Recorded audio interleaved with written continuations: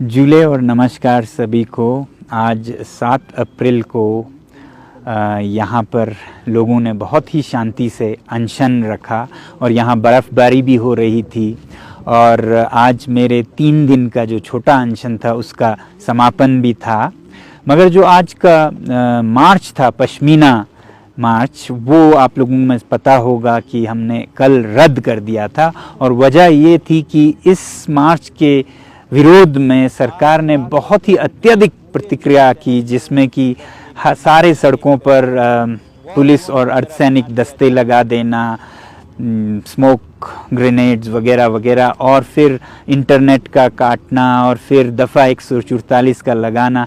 ऐसे में डर था कि बहुत ही काबू से बाहर ना चला जाए, तो इसलिए हमने रद्द की। क्योंकि हमारा तो सपनों में भी ये नहीं था ख्याल कि अगर हम मार्च करते तो जो हमारा उद्देश्य था देशवासियों को, हमारे यहाँ के चरवाहों और उनके चरागाहों की क्या हालत हो रही है उसके बारे में जागृत करना, तो वो तो इन प्रतिक्रियाओं के वजह से आज सभी समाचार पत्रों ने, चैनलों ने इसके बारे में लिखा और लोगों को ये अवेयरनेस मिल गई। तो हमारा मार्च न करना ही सबसे अच्छा फैसला रहा, ये हमें अब लग रहा है। और यहाँ पर उसके बदले में बहुत ही शांतिपूर्ण अनशन हुआ और ये चलता रहेगा अनशन लगभग 2 महीनों तक। अब ये जो मार्च की बात थी, इसमें हमने ये दिखाना था कि कितना ज़मीन हमारे चरवाहों का चला गया है। एक तरफ उद्योगों के बड़े बड़े परियोजनाओं में लगभग 150 स्क्वायर किलोमीटर्स, और दूसरी तरफ चीनी अतिक्रमण में यहाँ के चरवाहों को तो नहीं पता है, वो सोचते हैं 20-30 किलोमीटर तक नहीं जा पाते हैं जहाँ वो पहले जा सकते थे। मगर सुब्रमण्यम स्वामी जी कहते हैं कि 4056 स्क्वायर किलोमीटर खो दिया है भारत ने इस संघर्ष में।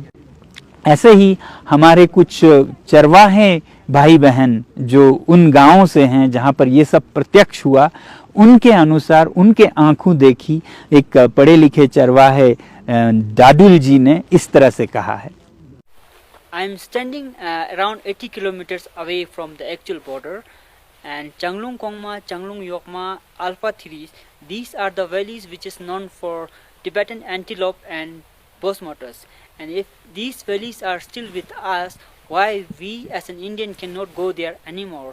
तो इन चरवाहों के साथ नाइंसाफ़ी, अन्याय तो हुआ है, इनके बहुत बड़े चरागे चले गए हैं, दूसरी तरफ भारत की ज़मीन चली गई है।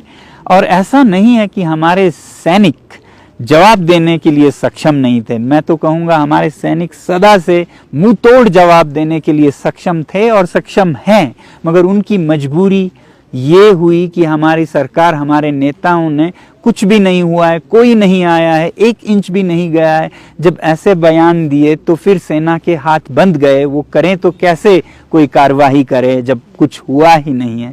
तो ये बदकिस्मती थी हमारी कि इस तरह से हमारी बहुत सारी ज़मीन चला गया। इन चरवाहों की तो रोज़ी रोटी या इनका पेशा लगभग ख़त्म होने को आया है, क्योंकि दूसरी तरफ उद्योगों में इतना चला गया। तो ये सब हम आपको वहाँ पर प्रत्यक्ष दिखाना चाहते थे, मगर वो तो नहीं हुआ।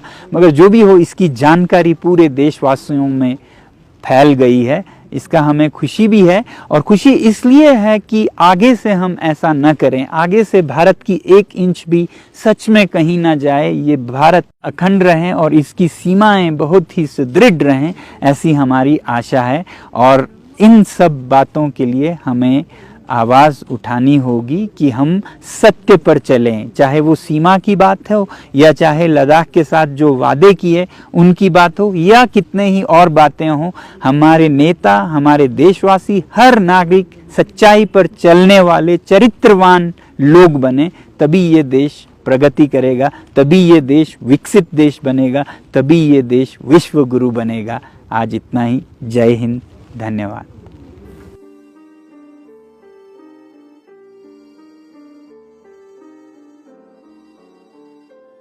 और जाते जाते आपको ये अपडेट भी दूं कि जो हमने विनती की थी आप लोगों से कि अपने अपने शहरों से आप मार्च करें, सभाएं करें, लद्दाख को समर्थन करें और जहां भी विकास के नाम पर विनाश हो रहा है उसे दर्शाएं।